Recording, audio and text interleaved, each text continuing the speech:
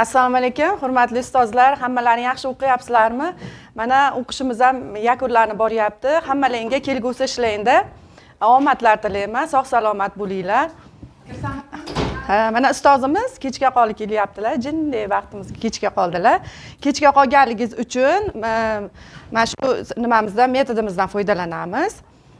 Qanaqa savol chiqsa, o'shanga javob berasiz.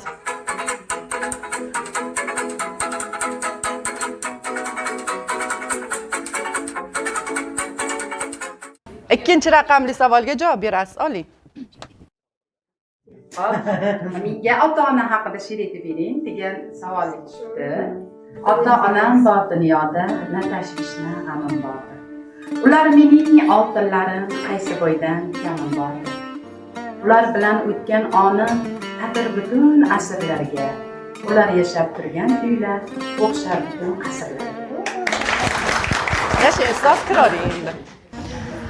Ustozlar, endi dars jarayoni boshlangandan keyin hammamiz nimani o'quvchini ham har xil kayfiyatda darsga kelishi mumkin. Bir xilgisi qaysi biridadir uyda qanaqadir muammo bo'lishi mumkin, qaysi biridir yaxshi kayfiyatda kelishi mumkin. Shuning uchun hozir men sizlarga ranglar metodidan foydalanaman. Darsni boshida qo'llashingiz mumkin bunga. Xohlagan ranglaringni olasizlar.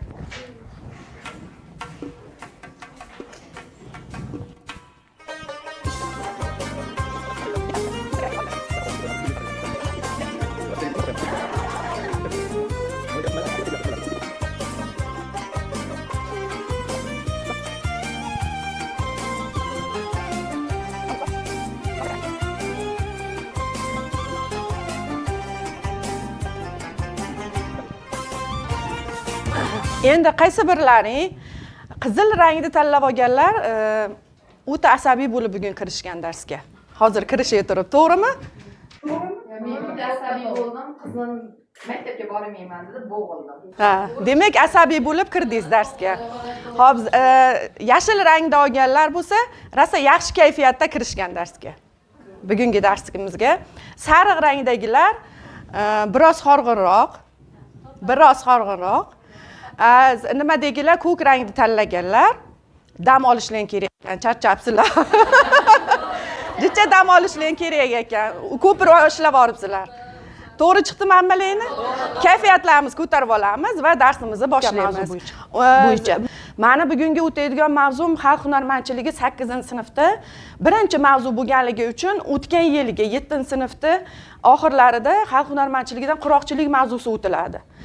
O'sha bilan tugatiladi. O'sha quroqchilik mavzusiga hozir tezkor savol javob qilib olaman. Guruhlarga bo'lib qo'yganman. Ko'ryapsizlar ustozlar, birinchi guruhimiz dizayn guruhi, ikkinchi guruhimiz Arduino guruhi, uchinchi guruhimiz servis guruhiga bo'lingan. Endi guruhga bo'lishni ham siz har xil usullardan foydalanishingiz mumkin. Ranglar usulidan foydalansangiz ham bo'laveradi. Xohlagan rangini tanlab olib, o'quvchi soniga qarab turib, qaysi rangda olgan bo'lsa, misol uchun qizil rangdagilar bu guruhga o'tirishadi, ko'k rangdagilar bu guruhga, sariq rangdagilar bu guruhga o'tirasiz deb ham qilsangiz bo'laveradi, guruhga bo'lishingizda. Demak, men quroq deb nimaga aytiladi? Guruhlar nima rag'bat bor, ha? Qatnashaveramiz, tezkor savol javob qilamiz. Qani quroq? Quroqlarimiz turli xil rang-barang qilib matolarni tayyorlanadi. To'ndirib ketyapman ustoz sizni. Hop. Yarim aylana kvadrat shaklida bo'ladi. Hop, buni iloji boricha qani ustoz? Rangi va shakli turlicha bo'lgan gazlama qoldiqlarini birlashtirishdir. Yashang ustoz. Maslarga bilan. Ikkinchi savolim. Quroqchilikdan qanday buyumlar tayyorlash mumkin? Qani? Zilolaxon.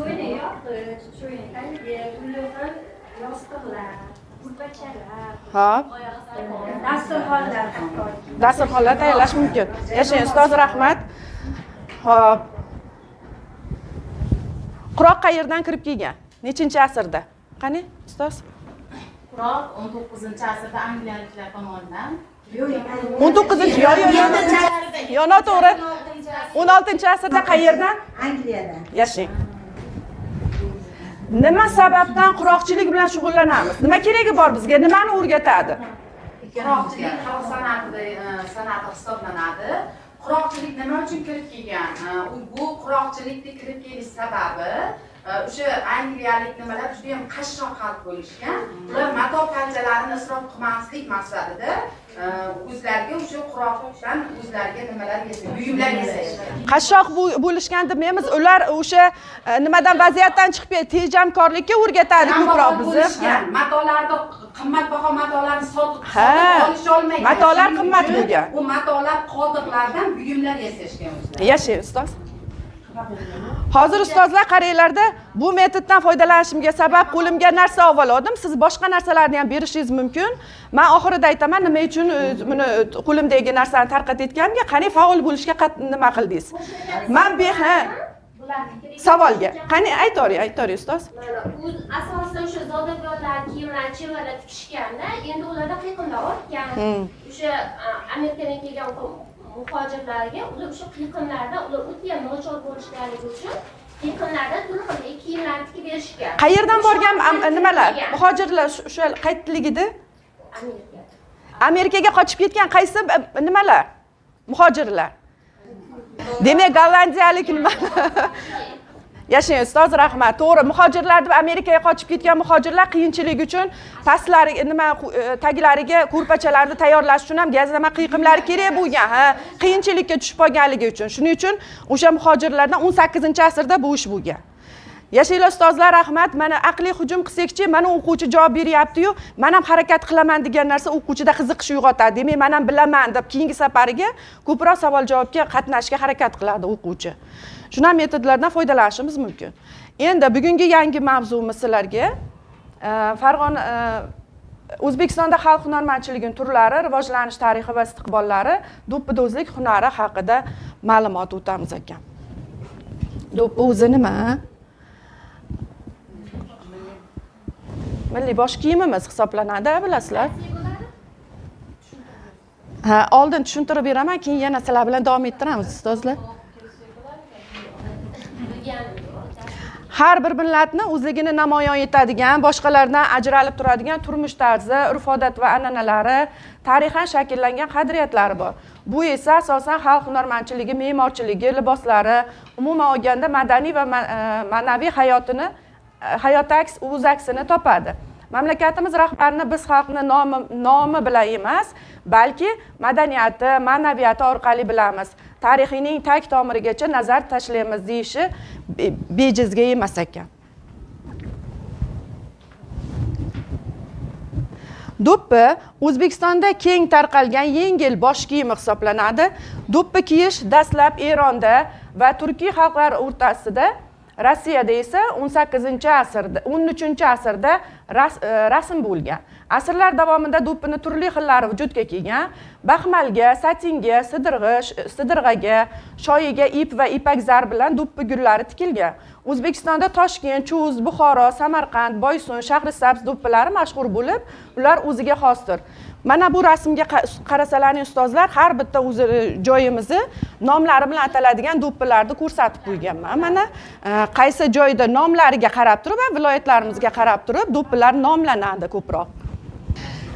Demak, hozir har bitta nimani viloyatlarda o'ziga xos do'ppilari bor deb aytdim men. Shuning uchun bu nimamizga, yigitimizga mana shu biz kashtachilikda ham o'rganamiz-ku, bular chorsilar deyiladi. Aslida biz qo'qonchasiga, qo'qondan bo'lganligimiz uchun bizda qiyiq deyiladi. Qiyiqlarimiz ko'proq erkaklarimizni nimalar bellari baquvvat bo'lishi uchun ko'proq tikiladi. Bu ilgaridan qolib kelgan bizning milliy urf-odatlarimizga kiradi. Kashtachilik namunalaridan foydalaniladi.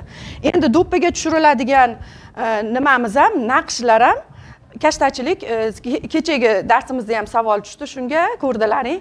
Demak, naqshlardan foydalaniladi ekan. Naqsh so'zining ma'nosi nima edi ustozlar? Naqsh so'zining ma'nosi ko'p keladi. Bu qanday ustoz? Naqsh so'zining ma'nosi arabcha so'z bo'lib, gul tasvir degan ma'no. Yashang ustoz, rahmat. Yana bitta rag'batingiz bor. Bellari baquvvat bo'lishi uchun men chorsi deb nima qilyapman, lekin o'sha viloyatlarga qarab turib o'zlaring aytasiz, bilasizlar. Demak, bizda qo'qonchasiga nima deyilar ekan? Qiyiq deyiladi bizda.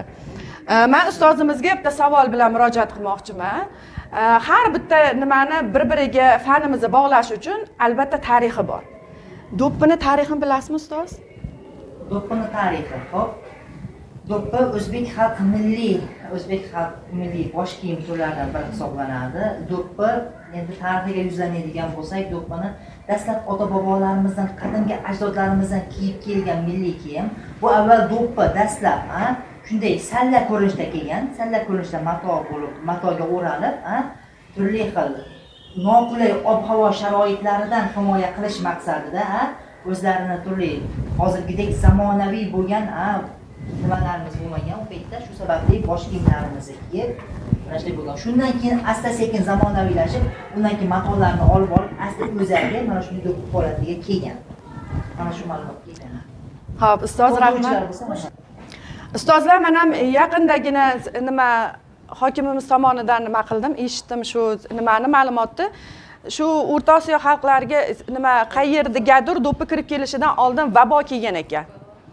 Bu vabo nima tinimsiz odamlar o'lishni boshlagan mana shu nima vabo kelgandan keyin o'lim o'ta darajada ko'payib ketgandan keyin aytdi o'sha joyda bitta nimasi tabibi bor ekanlar, u kishim nima qilganlar, qalampirdan foydalanib ko'raylikchi deyishgan ekan. Keyin qalampirdan foydalanilganda, ya'ni u iste'mol qilganimizda qalampirni ovqatlarga qo'shib berilganda va iste'mol qilinganda o'sha vaboni to'xtatilgan ekanda, o'shandan keyin nimamizga do'ppimizni nimasiga qalampir nusxada deb buni qalampirda biz vaboni to'xtatganliklari uchun boshimizda ko'tarib yuraylik degan maqsadda qalampir nusxa guldi nimani do'ppini nimasiga qalampir nusxa guldi mana shundan kirib kelgan ekan bizga do'ppi. Tarixi o'sha vaboni oldi olinganligi uchun, shuning uchun qalampir viruslarni o'ldirganligi uchun tarixi shunga nima qilib to'xtalindi. Borib taqaladi ekan shu nimaga, vaboni to'xtatish maqsadida bo'lgan ekan buni. Keyin ikkinchi yana nimasi, boshqa ma'lumot, nimaga ham biz o'zbek xalqi bolajon xalq bo'lganligi uchun embrionga ham o'xshatiladi, ko'rsalaring. Embrionga o'xshaydi. Nimasi mana bu ayrim viloyatlarda nimalarda embrionga o'xshab ketadi. Bunisi qalampir nusxa, bunisi bolajon xalq bo'lganligimiz uchun. Bitiramiz darsimizni. Mana do'ppilarda turlari. Endi do'ppilar uchta turga bo'linadi. Ayollar do'ppilari, erkaklar do'ppilari va bolalar do'ppilariga bo'linadi. Bular birinchi kirib kelishi quloq deb atalgan, konusumon bosh kiyim bo'lib, u asosan darveshlar qalpog'i bo'lgan. Hozir ustozimiz aytmoqchi bo'lganlar. Uni matohi to'q uchburchak parchalardan bichilib, yonlamasiga tikiladi. Quloq erkaklar bosh kiyimi hisoblangan, hozir juda kam uchrayapti hozirgi davrda. Eski kinolarimizni ko'rsalaring, shunda bor. Araqchin deyilgan sharsimon do'ppi bo'lib, uni asosan keksalar kiyadi. Toshkentda sharsimon do'ppilar kanda xayol, bosma, chakmato'r, iroqchok usullaridan tikiladi u do'ppilarimiz. Tuz do'ppilar degani chus do'ppi bo'lib almashib ketgan keyin. Bu do'ppilarimiz keng tarqalgan yassi yuzali do'ppi bo'lib, ko'pincha tuz do'ppi, chus do'ppi deb yuritiladi. Tuz do'ppilarning birgina klassik variantini o'zida 8 ta yuvelir chok uslubi qo'llaniladi ekan. Bular asosan masalan zanjira, to'g'richok, chita, kungura, yetallatma, taroq, oval va pildiroq. Chus do'ppisini tepasiga kvadrat shaklida bo'rtib chiqib, yarim shar ko'rinishda bo'ladi. Mana. Chus do'ppilar hozir aytib o'tib ketaman. Chus do'ppilari chuqurroq tikiladi. Hozir ko'rsatib ham aytib beraman ustozlar. Xorazm o'zbeklarining ayollari esa ipakdan tikilgan doirasimon shakldagi gulli taxiya do'ppiga ipdan yoki qush patidan popuk o'rnatganlar, tangalar osganlar. Odatda do'ppiga nozik gul qadab tikiladi. Ayrim ayollarning do'ppisiga mayda munchoq, marjonlar, xorazmliklarda jiyak va popuk taqiladi. Ilgari konus shakldagi do'ppilar Toshkent, Samarqand, Shahrisabzda tarqalgan, endi esa Shahrisabzda saqlanib qolgan. Mana do'ppilarimiz, bu kelinlarimizda hozirgacha ham biz yaqinda Samarqandga borganimizda ham mana shu do'ppilardan albatta kiyishadi ekan. Samarqandliklar ham milliy do'ppilariga e'tibor berishar ekan. Kelinlar albatta kiyishadi ekan bu do'ppilarda. Hozirgacha saqlanib qolgan. Mana do'ppilarni ko'rishlaring mumkin namunalar. Mana bunisi Iroqsimon do'ppi, bunisi Marg'ilon do'ppimiz. Hozir endi ustozimiz qayinda aytib turadilar, do'ppilarimiz 3 qismdan iborat bo'ladi. Mana yerdan. Xomidan ko'rsataman ustozlar. Demak, tepa qismi, kizak qismi va jiyak dema ololmadim. Mana pastki qismida ko'rsalaring jiyak qismidan iborat. Bularda tikish usullari bizga nimalar kerak bo'ladi? Asosan men erkaklar do'ppisini tayyorlaganim uchun tepa qismiga albatta mana u yupqa bo'lganligi uchun, gazlama yupqa bo'lganligi uchun bunga orqasiga astarlik qo'yiladi. Tepaga ham, kizakka ham astarlik qo'yib olinadi oldin. Keyin to'rtta qismga bo'lib olinadi. Astarni qo'yilgandan keyin. Keyin to'rala tomonidan yurgizilib turib, chok tepchiladi. Tepchik deyiladi. Bu sizlar ko'pchiligimiz buvilari, ayollarimiz o'zlari ham bu bilan shug'ullanishadi. Oldin tepchiladi, keyin mana shu tepchikni ichkarisiga piltakach yordamida, mana qo'limda piltakach turibdi, piltakach yordamida pilta kirgiziladi. Agar nima maqsadda pilta kirgiziladi? Pilta kirgizilishiga sabab yupqa qog'ozlardan o'rab kirgiziladi ichiga. Bunga sabab orqasidan yelim o'tib ketmasligi uchun ustiga va nam o'tmasligi uchun piltakachdan foydalanamiz ekan. Bularda sizga ko'rsatma berishim mumkin. Mana qog'ozimizni olamiz, o'rtacha qilib, keyin yana o'zlaringga alohida ko'rsatib beraman mana. O'ralib turib, nima piltani orasiga kirgiziladi. Tepchikni orasiga mana. Va do'ppimiz mana qattiq bo'lib chiqishi uchun bundan foydalaniladi ekan. Keyin buni foydalanilgandan keyin kizakka ham mana orqa tarafiga nima qo'yilgan? Astar qo'yilgan. Bunga oq bo'lishi shart emas. Astarlikda oldin nimaga kizakka nima qo'yib olamiz? Mag'iz. Jiyak qo'yib olinadi oldin, keyin orqasiga astarlik qo'yib, astarlikni qo'yganimizda ichkarisidan karton qog'oz qo'yib yuboramiz. To'r enlik qilib 20 santimetrli karton qog'oz ichkariga qo'yib yuboriladi, tekis chiqishi uchun. Va buni to'rtta burchakka mana unday qilib turib, nima qilib olib, kesib olib turib, mana shu 3 ta tarafiga qo'yib tikiladi keyin. Endi buni tikib olganimizdan keyin mana unaqa holatga keldi mana. Men har xil nimalarini, tomonlarini olib keldim sizga. Tepa qism, kizak qismi mana astarlik joyiga qo'yib oldik-da. Buni mana orqa tomoniga qarab turib, nima buklab chok bilan tikib chiqiladi mana. Bu xomi mana do'ppimizni aylantirib tikib chiqilgandan keyin bunga yog'och yelim yordamida mana men sizga olib ko'rsatyapman. Yog'och yelim bu kechqurun, yelim uvitib olinadi, sovuq suvga uvitiladi va ertalab keyin gazni ustiga qo'yib turib, nima qilinadi? Eritiladi. Bu suyuq holatga keltiriladi. Do'ppini ichiga qarasalaring va rang bor. Yelimida rang bor, har xil rang. Ko'proq qizildan foydalanib, bir xilgina yelim ham qo'shmaydi. Agar oppoq chiroyli yelim bo'ladigan bo'lsa, buni hozir eritsak sariq xunuk rang bo'ladi va hid keladi undan, yelimdan. O'sha nimaga, yelimga rang qo'shilib, qizil rang berib, ichiga nima qilinadi? Sabab qattiq bo'lishi uchun mana qattiq bo'lishi uchun yelim surkaladi ichiga. Boshda tik turishi uchun,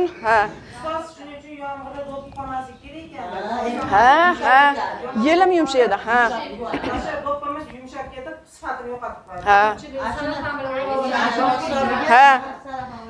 Endi ustozlar, hozir bu do'ppilardan tashqari mana hozir bu bosma do'ppilar chiqib ketdi ko'proq, lekin bularni yursangiz ham hech narsa bo'lmaydi, bu bosma do'ppilar. Lekin mana bu o'zimizning do'ppilar asosan tayyorlanishi ham va qo'l mehnati bo'lganligi uchun qimmat sotiladi, lekin men mana shu do'ppilarni saqlanib qolishini xohlardim. Bularga nisbatan, bu do'ppilarga nisbatan qo'lda tayyorlangan haqiqiy mehnat egalarida bularga haqiqiy nima chizdagi misol uchun qiroqda o'tganimizda bizga sabrlilikka, mehnat qilishga o'rgatiladi-ku, bu ham xuddi shunaqa. Bunaqa bosmadan ko'ra, mana unga mehnat qilishga agar o'quvchilarni o'rgatsak ham yaxshi natija beradi-da baribir. Boshqacha turadi yigitlarimizga. Endi mana u do'ppilarimiz mana kuyovlarga solinadi ko'proq. Bu hozircha sarg'ayib qolganligi uchun, lekin yangisi bo'lsa, qimmatroqqa sotiladi, haqiqiy qo'l do'ppilari. Endi bularimiz nima qanday qilishgan? Mana u nimalarimiz bilan, mana o'zlarining alohida ko'rpachalari bo'lgan, ustozlar. Qo'llariga olib, ko'rpachalarda mana pildiraqlari bor. Men piltakachni ham olib qo'ydim. Mana u popuk nima bilan ipaklar bilan. Ipaklardan ustilariga o'sha nimadagi qalampir nusxa gullar tikilgan. O'zlari qo'llari bilan tikishgan. Endi hozir mashinada tikiladigan bo'lib ketdi. Keyin bundan tashqari mana pildiraqlari bor. Mana yumalaqchalar. Pildiraqlari, yumalaqchalari alohida kesib olingan, xuddi kardonga o'xshab bosmada buni aralariga qo'yib olib, o'zlari qo'llari bilan tikishgan. Qo'l mehnatligi uchun bozorda ham qimmat. Qimmat sotiladi, ha.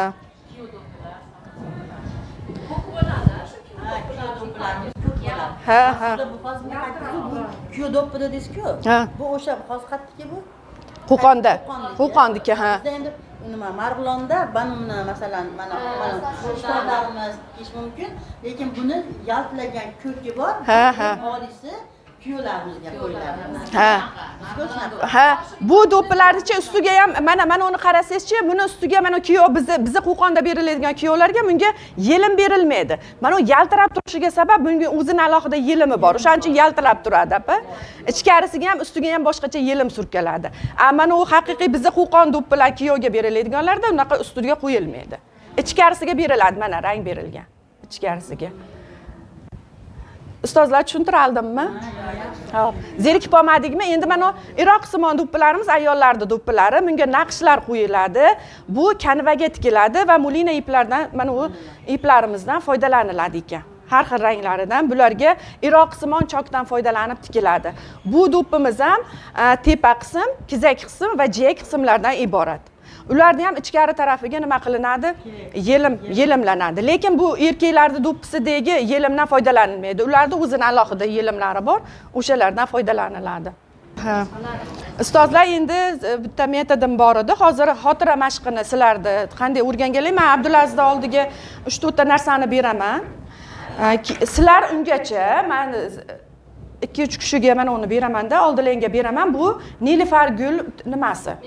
Metodi. Nilufar ko'rganmiz, eshitgandirsizlar balki. Hozir men sizlarga suvni beryapman va kichkina Nilufar gulchalarni beraman. Ichiga solsalaring, siz nima kimyoviy tolali gazlamalarda o'tganingizda o'sha metoddan qo'llashingiz mumkin. Hozir beraman, qani sizga qanaqa nima so'zlar chiqadi, topasiz. Qaysi biringiz Nilufar gulingiz chiroyliroq ochiladi? Bog'laring bor, kunlar asal, tog'laringdan suvlar oqar, tangrim suyib bergan husning, buncha go'zal, shu chamaning bunchasiman, ishurganing ertasiman, yurtimni bo'ling maqtagan, jo'jigina erkasiman, yurtimni bo'ling maqtagan, jo'jigina erkasiman. Gulesa ozod yurtim, jonim O'zbekiston, hech kimga bermaydi seni. Ochildimi nima ekan? Dono ustoz aka. Ustozlar olqishlab qo'yamiz. Yashang, dono ustoz ekanlar. Sizniki yana kimniki ochildi? Vali so'zi. Eng yaxshi ona ekansiz. Iloyim. Eng jozibador ustoz. Yashang, ustoz o'zi birinchi dars kunimizdan dars aktivistkasiz. Siznikichi? Ochilmayapti-da. Xarakteringizga ham qarang, ko'rasizlar keyingi safar. Ustoz endi beraman, ustozlar yana bor. Hozir darsda nima qilib olsak, beraman. Malikaxonga ham alohida beraman hozir. Metodlarni ko'rsatib. Mana o'zi bitta nima xotira mashqimiz bor. Buni Abdulaziz bilan bajarib ko'ramiz. Darsimizda nima qo'llaymiz-ku, asbob moslamalar. O'sha asbob moslamalarni qo'yib turib, o'quvchilar qanchalik tushunganligini bilishingiz mumkin-da. Bu metoddan qo'llab turib, hozir siz orqaga qarab turasiz. Men buni joylashtiraman-da.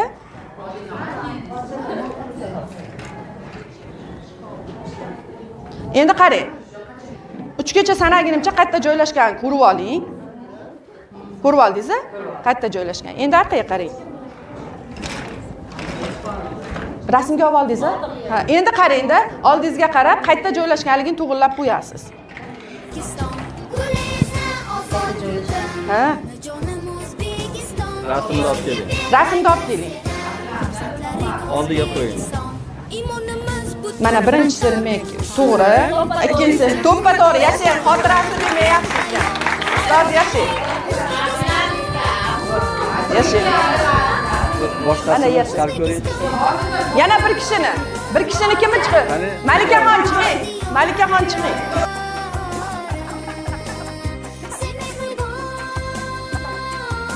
hozir ko'rib oldingiz ha yo 1 2 3 gacha ko'rib olasiz xolosda 1 2 3 endi orqaga qarab turing rasmga zo'r ekan. ana keling endi qayerda nima qilganini qo'yganmiz qo'ying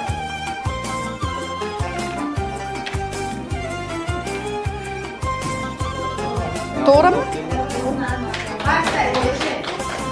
to'xtang qaychi to'g'ri bu ham to'g'ri qo'yingiz yashang ustoz mana sizga ham dollar mana men ustoz Hamma bugun bozorga boradi. Keyingi mesaj. ustozlar zerikmadingmi ustozlar endi mana hozir ayrim ustozlarimizda manja hamma metodni qo'llamadimu nima sizlarni qo'llanganga pul berdim endi bir xilgilarda nimaga siz so'm bermasdan turib dollar berdingiz degan fikrlar negativlar bo'lishi mumkin keyin hozir eng ko'p dollar nima qilinayotganligi uchun boshqacha motivatsiya oldilar endi dollar berganimga endi hozir shuni endi o'quvchilarda qo'llanglar demayman lekin qo'llaganimda hozir endi birinchi ustozimiz kimda 2 ta yoki 3 ta bo'ldi dollari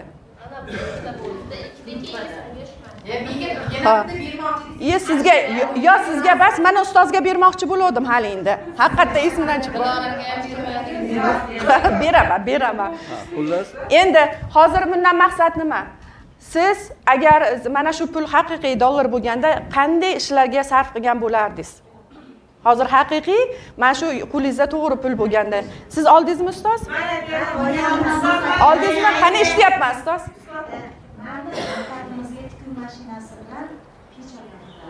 yashang ustoz rahmat qani malikaxon berdimmi sizga dollar yo'q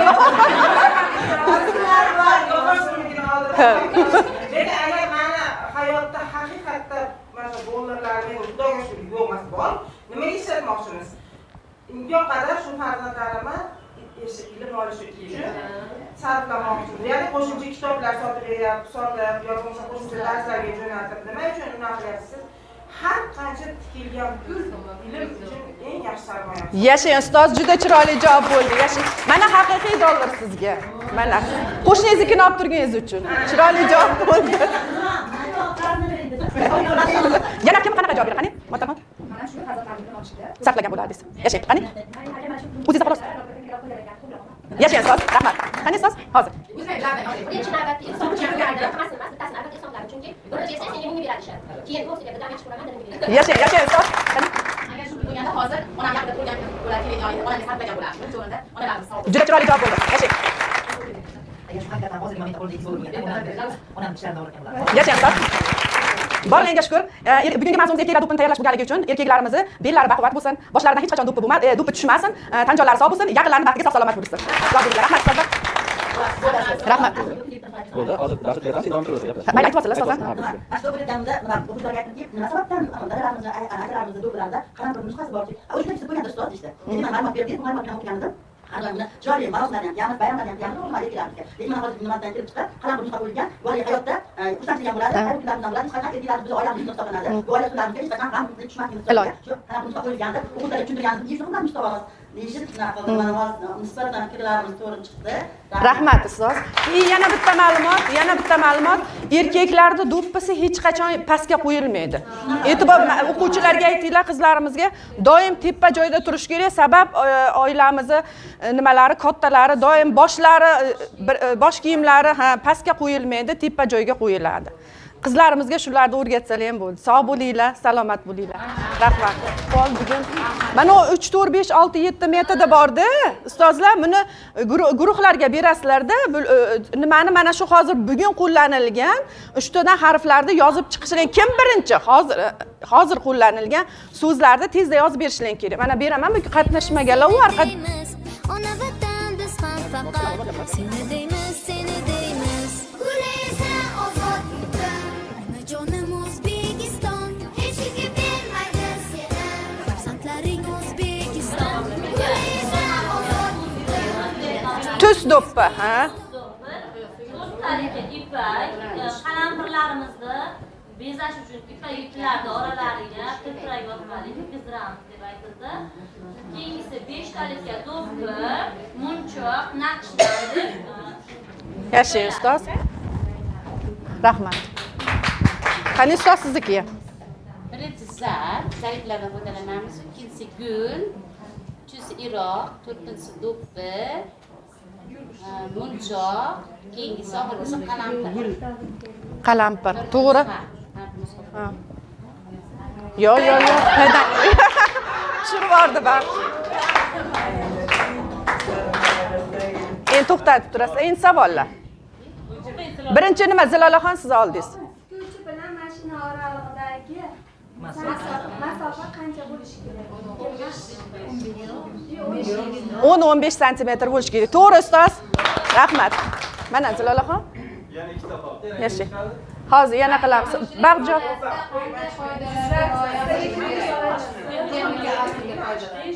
Yana gigiyena qoidalari, ikkita qoidaga rioya qilamiz. Yashang ustoz, mana. Mana. Oson savol, ustozlar, oson. Sharda olinglar, sharda oling. O'zbekiston imonimiz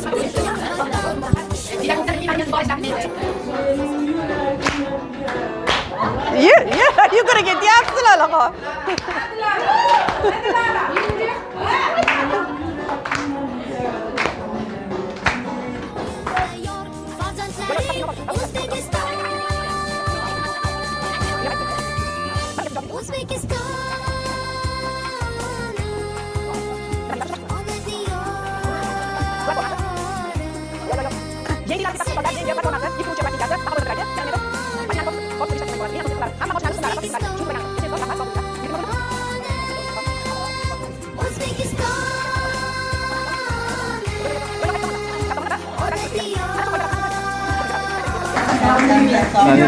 Mana shu nimada do'ppi tikishda qo'llaniladigan chop turlarini yozib kelish. Laringga Bo'ldi. nimanidir o'rgatilgan bo'lsam, rahmat, sog' bo'linglar.